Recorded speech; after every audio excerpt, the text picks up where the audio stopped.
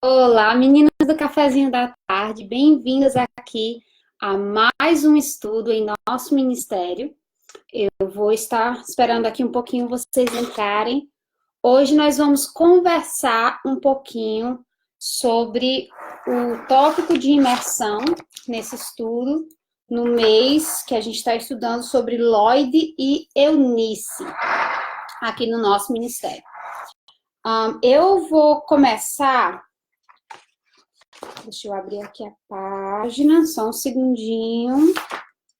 Você que está nos escutando, escreve aí de onde você está assistindo para poder nos encorajar um pouco. Pronto, vou abrir meu planner nesse estudo específico. Deixa eu pegar aqui as minhas watch daqui a pouco para eu estar aplicando. O tópico de imersão desse mês é comer pão. Só que esse comer pão eu vou estar colocando como realmente comer, certo? Então, eu vou estar colocando esse tópico como a ideia de o pão diário, né? A ideia de o estar comendo sempre, né? E a gente vai começar esse estudo, ele é baseado, eu guardei o meu livro aqui, mas ele é baseado no livro Todo Dia nos Tempos Bíblicos, de John A. Beck.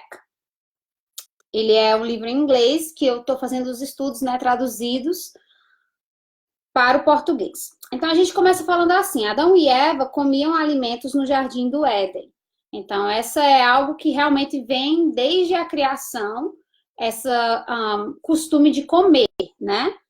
E uma satisfação completa na vida, ela não pode ser atingida sem alimentação. Então, se a gente for ler Eclesiastes 2, vou abrir aqui na minha Bíblia, Eclesiastes 2, versículos 24 e 25 diz o seguinte: Para o homem não existe nada melhor do que comer, beber e encontrar prazer em seu trabalho. E vi que isto também vem da mão de Deus. E quem aproveitou melhor as comidas e os prazeres do que eu? Ao homem que o agrada, Deus dá sabedoria, conhecimento e felicidade. Quanto ao pecador, Deus o encarrega de ajuntar e armazenar riquezas para entregá-las a quem o agrada. Então, ele fala que realmente o ato de comer, né, ele está entre as coisas que Deus criou para poder estar dando prazer, né, à sua criação, ao homem. Há exemplos de confiança em Deus demonstradas através do que as pessoas comem. Deus restringiu os modos alimentares do seu povo. Então, quando a gente pega ali o Velho Testamento, a gente vai ver que Deus ele tinha uma restrição na forma como o seu povo comia. Karina, por que é que Deus fez isso, né? Ele fez isso, gente, para diferenciar o seu povo de outros povos. Então, ele não queria que seu povo fosse mais um povo, né? Ele queria que o seu povo ele fosse diferenciado, que as pessoas vissem que na forma como eles vivem havia uma diferença. E essa diferença era uma forma de adorar a Deus. Então, ele colocou essas restrições. O povo ele não podia comer de alimentos de frutos do mar. Existiam várias coisas que eles não podiam comer. Se você for para Gênesis 3, 14, 17 a 19, 22, Gênesis 2, 16 a 17, Gênesis 3, 1 a 11, você vai encontrar essas restrições específicas até na época da criação, né? Que Deus fez. E ele foi claro em prover o povo. Então, assim, ele restringiu, mas ele, daquilo que ele permitiu que o homem comesse, ele proveu, né?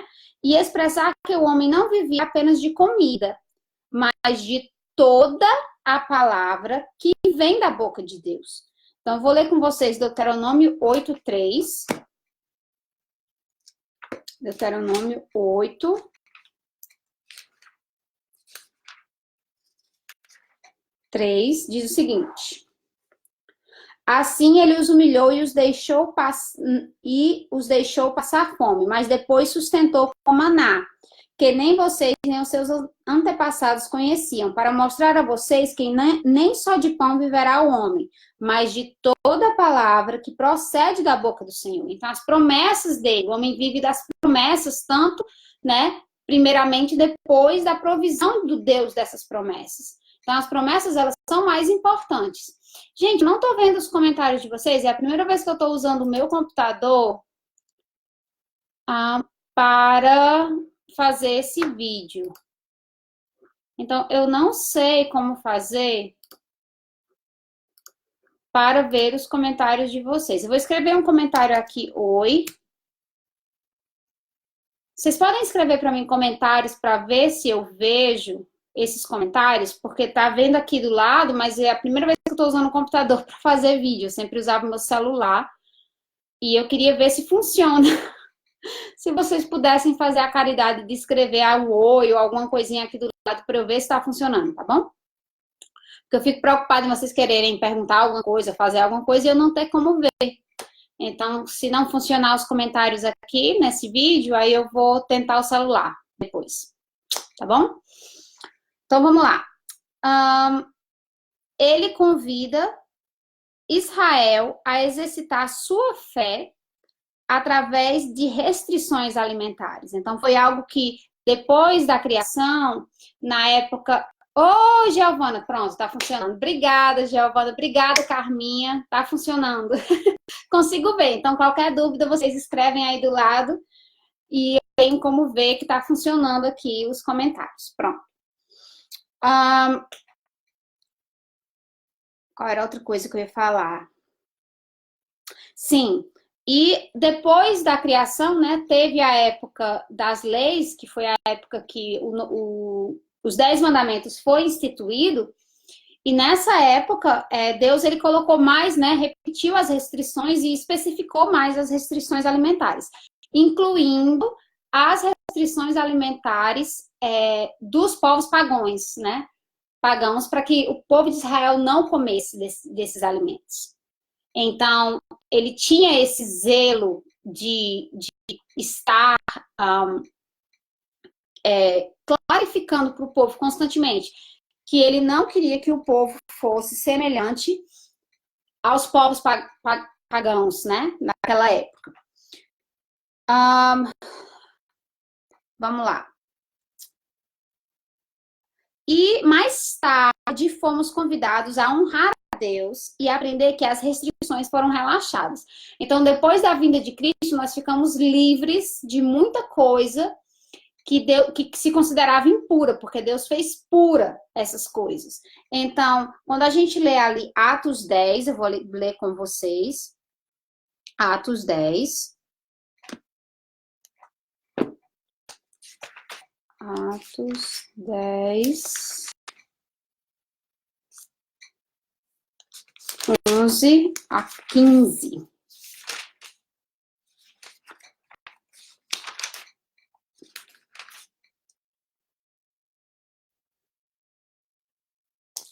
Viu o céu aberto, algo semelhante, isso é a visão de Pedro, né, para falar das coisas que agora estariam sendo purificadas a Deus, incluindo a justificação do povo gentio, né?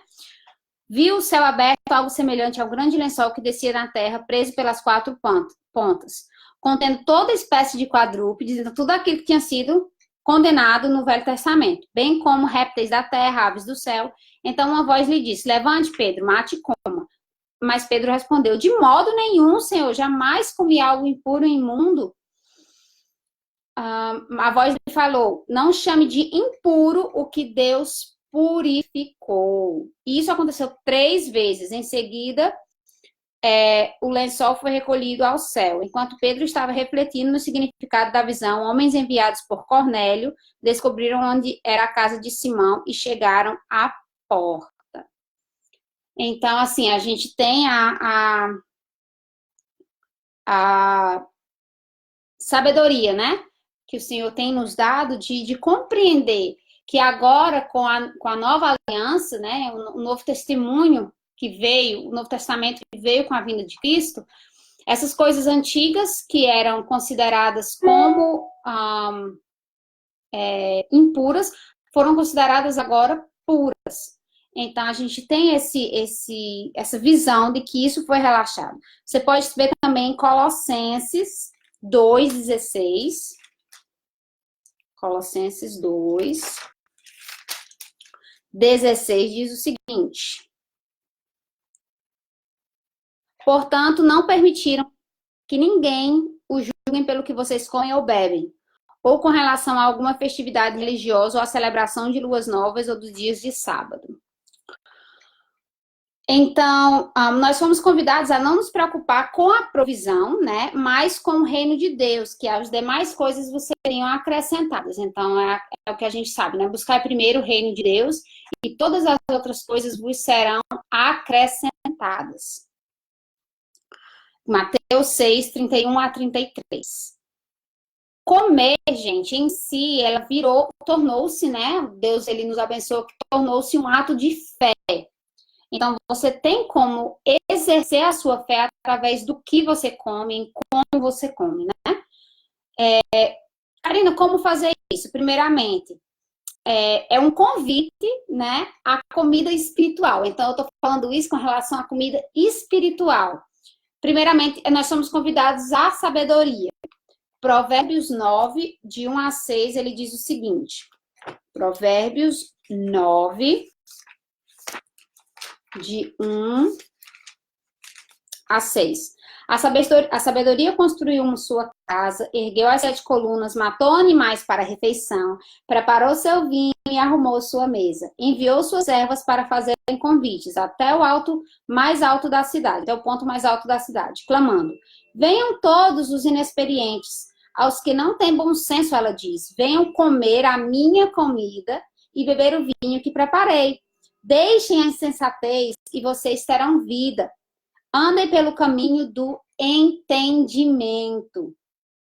Quem corrige o zombador traz sobre si insulto. Pronto, era só até o 6. Então, esses versículos falam do convite da sabedoria para que a gente coma, né, esses alimentos feitos por ela. O outro convite é do próprio Jesus. Ele fala em João 6, 58... 50 a 58. Então, João 6, 50 a 58 diz o seguinte: todavia, aqui está o pão que desce do céu, para que não morra quem dele comer. Eu sou o pão vivo que desceu do céu. Se alguém comer deste pão, viverá para sempre. Este pão é a minha carne, que darei pela vida do mundo. Então, ele não está falando aqui da carne física, né? Ninguém vai virar canibal, né? Não é isso que ele está falando. Mas do banquete espiritual, da vida eterna que ele veio oferecer, né? A comida seria essa vida eterna. A aceitação dele, de Jesus. Comer implicava fé e conexões sociais de aceitação. Jesus aos pecadores, então quando Jesus come ali junto dos pecadores, aquelas refeições, em Mateus 9:11, ele está falando ali que o comer, ele inclui essa aceitação, né? Você não comia com pessoas que você não aceitava o modo de vida delas no Antigo Testamento e no Novo Testamento. E Jesus, ele usa o ato de comer como um convite, né? Para que as pessoas o aceitem. Por isso, comer com o rei era algo honroso. A gente vê em 2 Samuel 9:7. Comer representava um pacto. E Deus ordenou não comer da comida oferecida a ídolos. Então, isso foi algo que ele falou no Velho e no Novo Testamento, que a gente tem que ter esse zelo de não comer essas comidas. E certas comidas, elas eram sinais de abomináveis e o fim dos tempos, né? Então, a gente via sinais de tempos ruins. Então, tem vários alimentos que são condenados, que ele colocou na Bíblia, que a gente saberia que seria um sinal de tempos ruins, porque as pessoas estariam comendo essas específicas coisas. 2 Reis 18:27 tem, Lamentações 2:20. E, por fim, duas situações específicas envolvendo alimentos meditação. Primeiro, juízo, né? Salmos 114, 4. Então, vou abrir aqui em Salmos 114, versículo 4, diz o seguinte: os montes saltaram.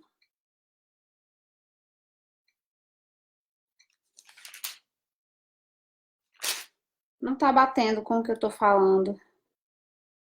Depois eu vou olhar esse novamente ali no caderno.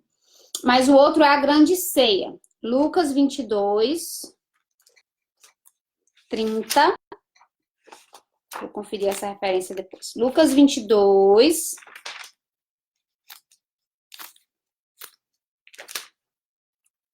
Lucas 22.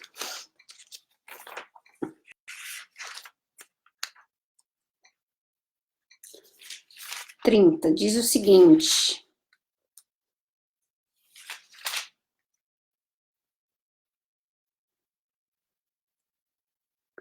para que vocês possam comer e beber à minha mesa, no meu reino, e sentar-se em tronos, julgando as 12 tribos de Israel. Jesus está falando aos discípulos, né? Aí tem outra referência de Revelações 19, que é Apocalipse, né? 19, 9 e 3 e 20. Ah, gente, é Salmo 14, 4. Eu confundi o L com outro 1. Salmo 14, 4. Não é Salmo 114. Salmo 14, 4. Vamos lá. Agora sim. Será que nenhum dos malfeitores aprende? Eles devoram meu povo, como quem come pão, e não clamam pelo Senhor.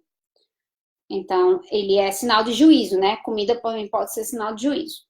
Então, esse é o estudo que a gente fez com o tópico de imersão pão. Eu vou desligar esse vídeo com vocês para ficar salvo esse vídeo específico e vou fazer outro para a gente falar sobre o estudo histórico de 1 Timóteo 3 com relação às mulheres. Então, fica ligada, eu vou só desligar esse vídeo para ficar gravado individual e daí vou fazer outro, tá bom? Um beijo, amo vocês em Cristo. Tchau, tchau.